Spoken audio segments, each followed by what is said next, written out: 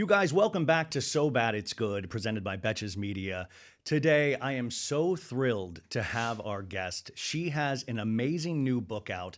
I just think she's insanely fabulous. I've had a couple of run-ins with her, and she's just been nothing but the best. I've loved her story on Real Housewives of New Jersey, and now she finally has a book that takes us even deeper into that personal, very personal story.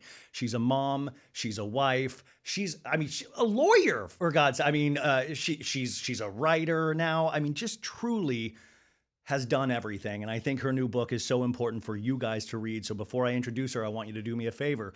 You go to Amazon right now. Let's just get this out of the way. You put in The Weight of Beautiful and you order a copy because it is out now. We need to support books that are well written, books that tell an important story, books that add a 360 dimension to these characters that we get to know on reality TV shows. Of course, the show I'm talking about is Real Housewives of New Jersey, and my guest is Jackie Goldschneider. Jackie, welcome to the show. Thank you so much, Ryan. I'm so excited to see you here at Betches. I love it. I'm excited to see you. I feel like this is some AI experiment. I Yeah. can't believe it's actually you. I know. It's a long time coming, and thank you for plugging my book like that. I appreciate it. I'm going to keep plugging it. This was such a, it's not a fun read. It's a hard read. It is. And you have such a distinct voice. And I mean that as a compliment, where I felt like I was really hearing you, the real you, when I was reading it. Oh, that means a lot. Thank you. Yeah, well, I wrote it myself, so. You talk about in the book, even going through and trigger warning that, we will be talking at times about eating disorders in this. You talked about Evan, of course, Evan, the hottest house husband in Housewives history. I can't disagree. You said it was hard for you to share with him, and especially when you were dealing with this in the very beginning, when you were confronting this. Why did you find it hard to share with him, and do you find it hard to share with all of us in such a big, big way right now?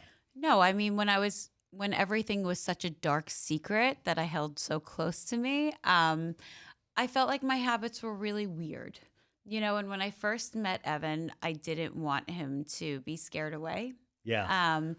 And I did not behave normally around food, and I knew that a lot of people wouldn't understand that. So I kept things very, very hidden, and I didn't want to scare Evan away. And then I felt like after a few years, I didn't know how to talk to people about it.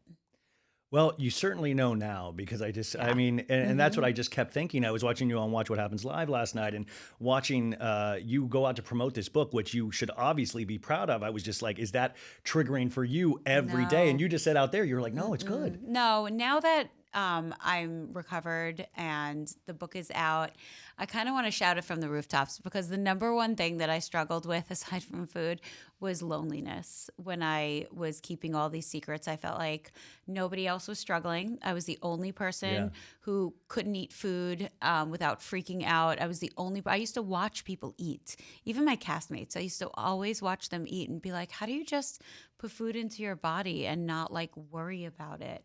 And I never understood how that happened. So now that I'm on the other side, I really want to share my story with people so nobody feels like I felt. You make a point in the book. This 30 million Americans are affected by this disease. Yes, by eating disorders. Yeah. I was really fascinated. You just kind of mentioned this, but in the book, you were talking, you're living your dream of, you're filming this reality television show, and you are paying attention to, okay, I got to do drinks early. I got to start at 5 p.m. I got to do this. I got to do that. And it becomes like a full-time job trying to hide this. Everything centered around my eating disorder. That took precedence over everything. And then the rest of my life had to fall in place around it. And you kind of took pride. You were good at it. I was really good at it. I wasn't proud of it, but no one really knew unless you looked hard enough. If you wanted to see it, you could see it. But if you wanted to ignore it, you could. You mentioned in the book, Margaret Josephs was one of the first people. I believe you guys, you were rooming together at some point, or you were afraid, she kind of felt like she was noticed catching on. things. Yeah, for sure. And then that same season, I got called out on it, and I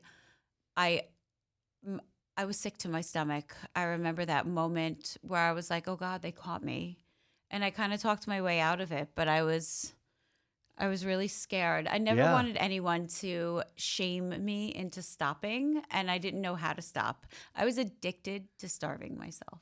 I just find that pressure every day to show up to filming or something like that. And Hmm. will they find out? And that kind of Hmm. tension, us as the viewing audience, we're paying attention to these fights of like, is Teresa going to flip a table or something like that? And Hmm. if we're looking at you, you're dealing with something so entirely different Yeah. that we don't even know about. And when you go back and watch some of those episodes, that's what sometimes I will think about is what are you thinking actually right now? Yeah, so it's all in the book. A lot of those scenes, what was going on inside my head, Yeah. I wrote about in the book. So you'll go back and watch those scenes with a totally different eye now. Yeah, I mean, it's not a housewife book, but if you love the housewives, Oh, it's definitely the book for you. but it is a housewife book because the Yes. housewives at its best, I mean, it can be crazy and kooky and all of these things that we love to make memes over and things like that. But at the heart of it, it's women's stories. And there's Yes. nothing more real than the story that you relate in this book. Thank you. Yeah, and unfortunately, it's a lot of people in the housewives world, I believe, struggle with it. And people don't really talk about it. So hopefully this opens up some conversations. And eating disorders are a mental illness, especially anorexia is, I think, the number one most deadly mental illness. Wow. Um, so it's high time that we start talking about it. I wanted to read the audience what I thought, the last passage of the book, which I just thought was so beautiful in the writing.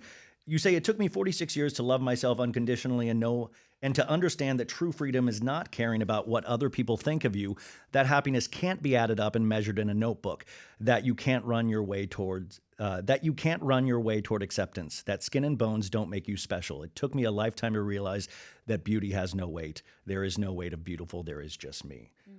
I mean, that truly, to me, is like the thesis statement of this entire book. Yeah. And you know what?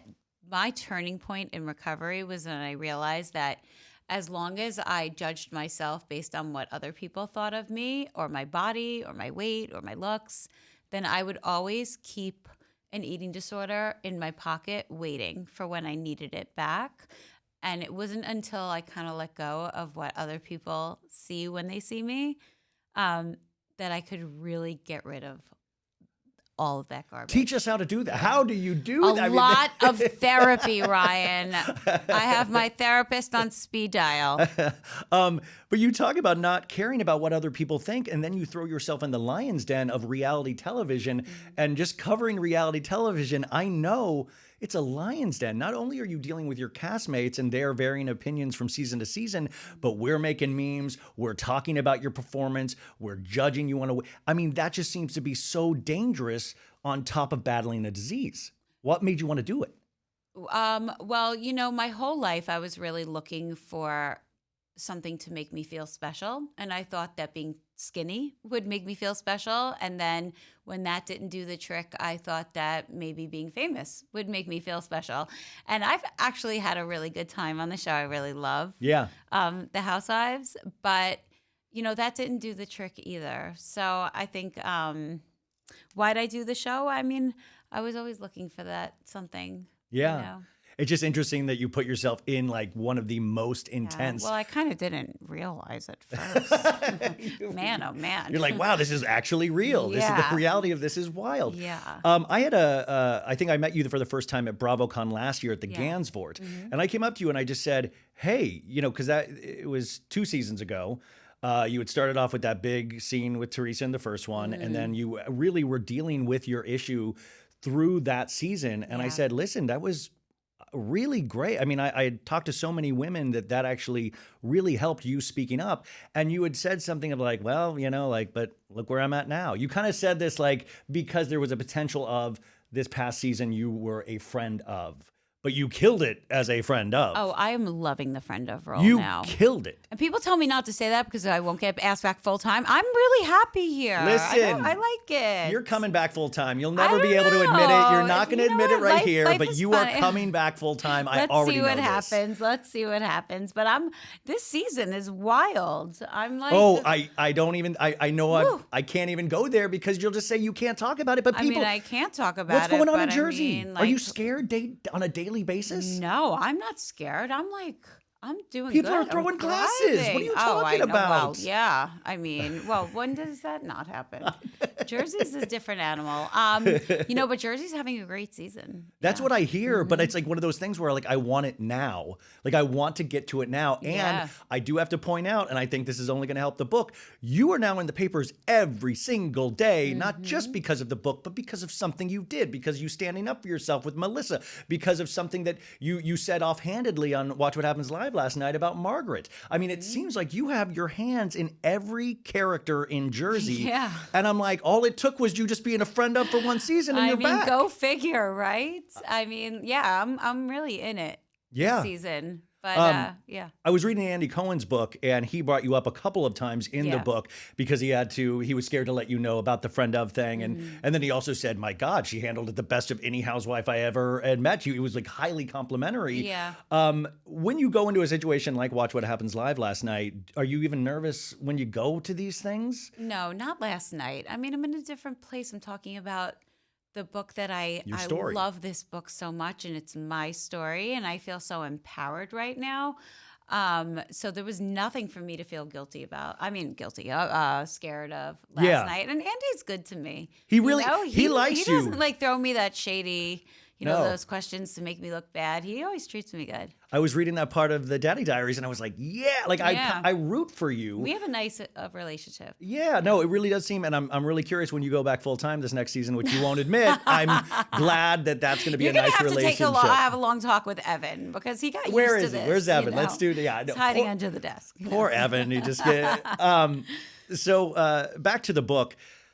I've talked about this a couple times on my show, is that I've battled weight my entire life. And I have body dysmorphia. I yo-yo weight. There have been times where I've had, I've talked about it on the show before. And that's why this story, even for a man, was so, I saw it so much. Or just you had that scene in the book of the jeans, of putting on these jeans and you repeating to yourself, I won't be 140. I won't be 140. I won't be. Can you explain that?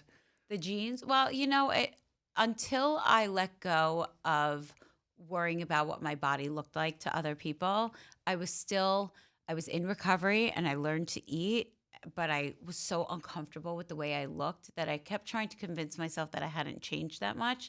So I decided to try on a pair of jeans that from my old weight. And I tried to get them up my legs, and then I squatted down, and they tore all the way from my knees up through the crotch. And I just sat there really sad for myself. And I said to myself, I recovered, but is that success or is this failure? I couldn't tell the difference because Isn't that I wild? felt so awful about myself. Yeah. And I just didn't know how anything would make me feel good about myself because I felt awful when I had this terrible eating disorder. And I still felt awful in recovery. So I really had to learn how to love myself. And then someone made a comment to me that they thought I looked like I weighed 140 pounds. And I couldn't let go of it. And it just made me so sad. And I don't put numbers on anything in the book except for that. Yeah. And it made me feel really bad about myself. And that was the point at which I was like, you know what? I'm never going to love myself unless I get rid of all of this outside crap and all these outside voices, Yeah.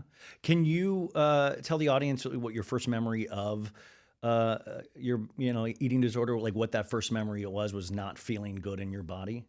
Well, that was, I started hating the way I looked when I was in high school.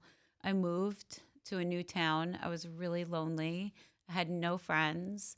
And I started gaining weight really quickly. And as soon as that started to happen and kids were making comments at me and I just became like the fat girl and I just hated myself.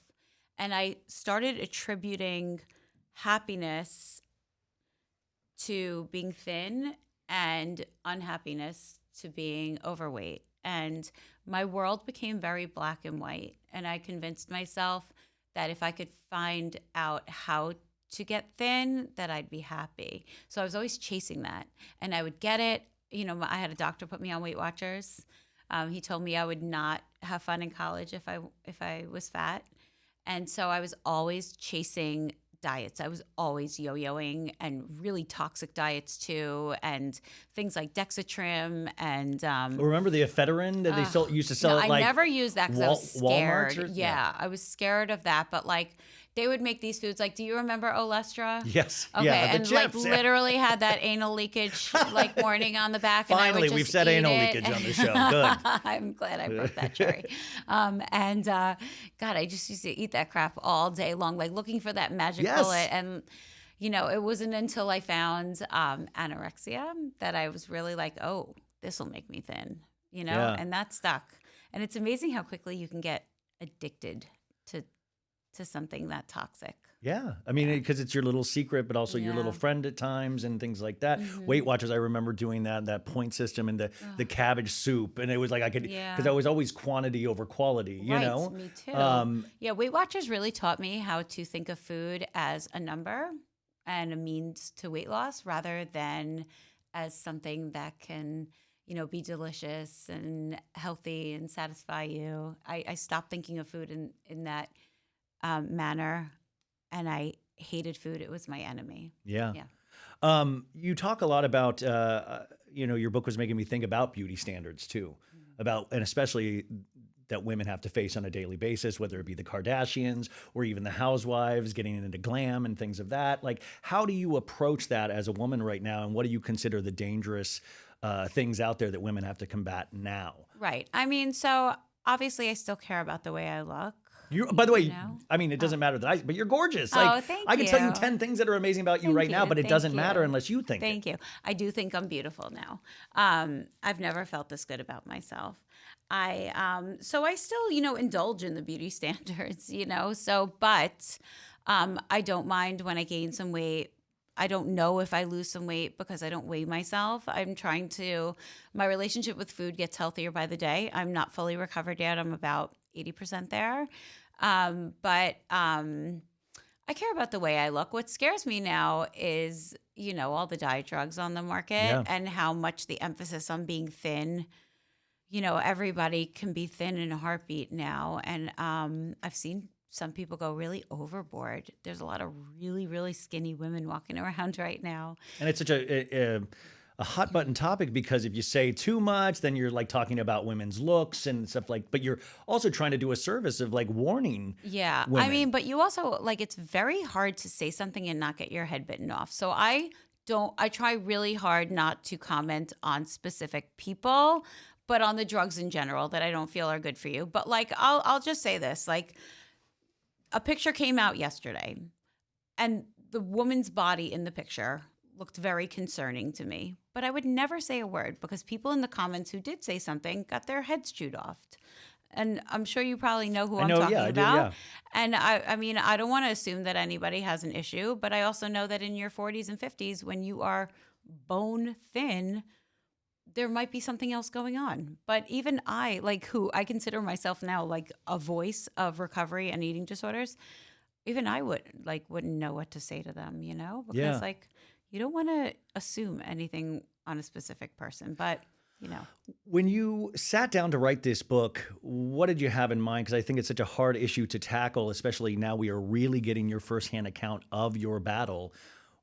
What possessed you to even attempt to do this and mine this material of something that you've fought your whole life? Well, my memories are so vivid of everything that I mean, I could tell you what I had for it comes off breakfast so vivid 18 in the years book. ago. I mean, I remember food was so traumatic for me that I remember all of these terrible situations. So, I knew once I was far enough in recovery that I felt like I'm going to make it. I wanted to tell the story so that other people can maybe find some hope or find their way towards recovery also. And then I realized that these stories are really unique and special and this has to be told. But it was great to get all this stuff out of my head and onto paper. Like, for example, that trip to Mexico that I talk about was one of the most torturous, horrible experiences of my whole life because food just tortured me day in and day out. And it always just made me sad. And I felt like, wow, what a shame that I did that to myself. But being able to take those kinds of stories and give them a second life as something that could be hopeful and inspirational, not inspirational, but like could help people. It made them, it took them from being something horrible and traumatic to being something great. Yeah, I was just picturing like who was going to be reading this Yeah. and all of the women and the young girls that it could help. I mean, even the I guys hope that it could so. help. And Yeah. also, you know, you're such a great mom, and you explained in the show, it's like you didn't even want your kids to grow up with any kind of Yeah. issues with food. Yeah. So they've got to be insanely proud of you. Your enemy was never Teresa. It's food. It's this I eating disorder. mean- That's what it is. Oh, you know, two things can coexist. Well, I mean, as Well, not anymore. Yeah. Not By the anymore. way, as we start wrapping up, I was going to say, what is it like Yeah. for you to have cast members like Teresa? A beautiful Instagram story about your book. I And mean, last night I congratulating did you. my first signing, and I mean, there's pictures out there. Teresa and Gia were there with me. What is going It's on in amazing. Jersey? I had a lot of my castmates were there with me. It meant the world to me. You know what? Like it's amazing what therapy can do, and it's not just that I recovered from my eating disorder. It's that I really learned to love myself enough to be strong and find my voice. And if someone doesn't like that I have other friendships in my life, then great, you don't have to be a part of my life. But also, Just like, look at that camera and apologize to Margaret for that right now. Just look at that I'm camera. not even talking about Margaret. I'm talking like really in general. Like I really did learn how to just do what makes me happy rather than what makes other people around me just happy. But also, like, I was able to I had to let go of trauma. And part of that let me, evolve new friendships. So it's nice. It's nice. And finally, Matthew Perry in his book about his alcoholism, he talked about, his alcoholism is always waiting there in the corner doing one-armed push-ups, waiting to just jump right back out there. How do you combat this on a day-to-day basis? Not me. I don't know how I ever starved myself because now I'm hungry all the time, and now I really love to eat. And it's not like I overeat. It's not like I don't have fears around food anymore. I do still have some fears. There are things that I'm not comfortable with because for so long I labeled them as like bad foods or good foods, But no, I would never, ever go back to anorexia. I know how dangerous it is. I feel so much on the other side, and I know that I know that it can kill you. And so I have a nice long life that I want to live for my beautiful family and a lot of things I want to do. And eating disorder doesn't fit into that anywhere. It doesn't. And that was beautifully said. You guys, this book, The Weight of Beautiful, is out right now. So I need everybody to pick up a copy. She's going to be at BravoCon, so carry your copy with you to BravoCon. I'm sure she will be happy to sign it. I would love to. Talk to people. I would love to. Congratulations on being full-time on Jersey next season. We're very excited about that. Are you manifesting that? Do you I'm have it on a vision board at home? I do. You know what? But actually, I do. I root for you. I want you back. I thought you killed it as a friend of. I thought you killed it of as a regular the season before. And I want more of your story. This is what these shows should be about, is to have a Andy, foundation. you hear him? Andy, you hear please. him, Andy? I could go a whole hour with you. So thank you for carving this time because you are on a Thank publicity you. blitz. Thank How was it you. to see your billboard with your book Oh on it? my God, what a special treat. Like I was not expecting that. And I found out about it like 10 minutes before I saw it. It's amazing. You're doing it. Like, this is so cool. I'm doing it. It's really cool. Jackie Goldschneider, thank you so much for being here. I hope Thank you to for talk to you having me, again. Ryan. Very proud of you.